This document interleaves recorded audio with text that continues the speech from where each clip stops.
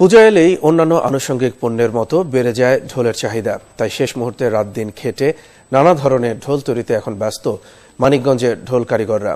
তারা জানান, ঢোল বিক্রির টাকা দিয়ে পরিবারের জন্য কেনা হবে নতুন পোশাক। আর তাই এই কাজে পুরুষদের সাথে যোগ দিয়েছেন নারী ও শিশুরা।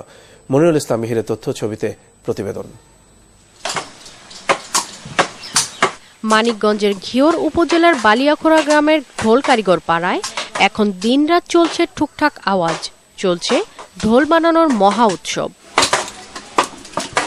পুজোর এই উৎসবকে মাতিয়ে তুলতে প্রতিটি মণ্ডপেই শুরু থেকে শেষ পর্যন্ত বাজবে ঢোল, যে কারণে বেড়েছে ঢোলের চাহিদা আর সেই সাথে বেড়েছে কারিগরদের ব্যস্ততাও। একটা ঢোল বানাইতে কাঠ বানাইতে লাগে 2 দিন, তারপরে রং ওই শুকার লাগে, রং করার লাগে, তারপরে ছাইনি করার লাগে 3 দিন, 3.5 দিন লাগে একটা। সামনে আমাদের পূজা আসতেছে, পূজার ভিতরে ঢোল একটু বেশি চলে। ছেলেকে হাতে স্বামীর হাতে কাজ করি 2 পয়সা আয় করার জন্য।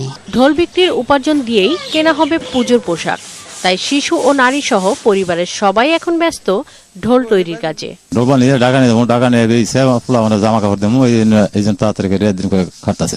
এই বিড়া বানিয়েছি যে ছেলে মেয়েদের জামা কাপড় দেওয়ার জন্য পূজার মধ্যে। ঢোল তৈরি শেষে এখন চলছে শুকনো আর রঙের কাজ। শাকিলা শম্পা, ৭১।